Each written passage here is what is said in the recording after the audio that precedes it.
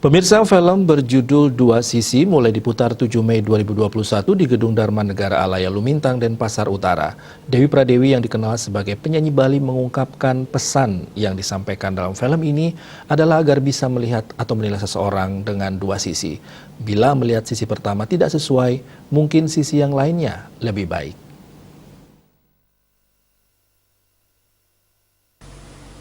Film berdurasi sekitar 1 jam yang disutradarai oleh Pujastawa ini diambil dari isi buku Tato Perempuan Bali karya Dewi Pradewi yang kemudian divisualisasikan menjadi film agar lebih mudah diartikan dan diterima masyarakat.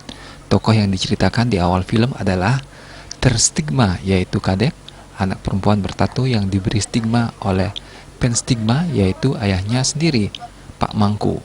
Saat seseorang dianggap menyimpang atau salah bagaimanapun, dia bertingkah laku dan berbuat baik tetap dianggap salah karena kesan pertama begitu kuatnya.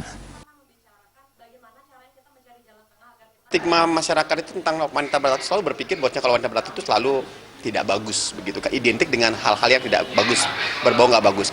Tetapi ini kita tidak bisa menjudge orang hanya karena kulitnya bertato, tapi lebih kepada bagaimana kita mendalami seorang.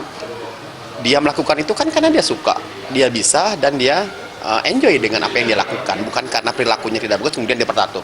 Apakah ada jaminan? Karena saya berperilaku nggak bagus makanya saya bertato? Nggak ada jaminan kan?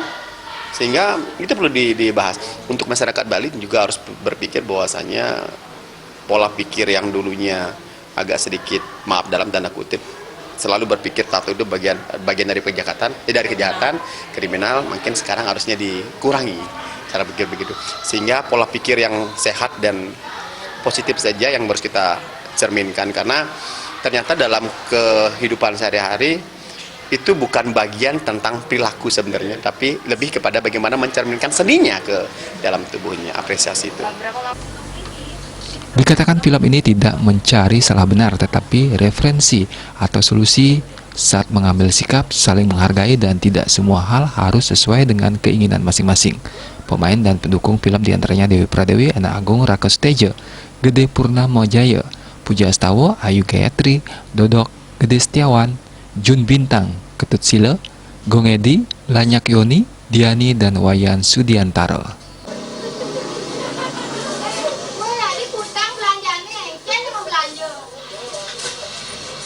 Udah beli gula loh.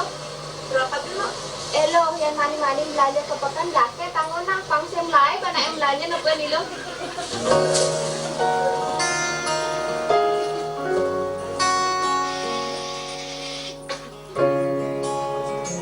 Kalau bukunya kan judulnya Tato Perempuan Bali.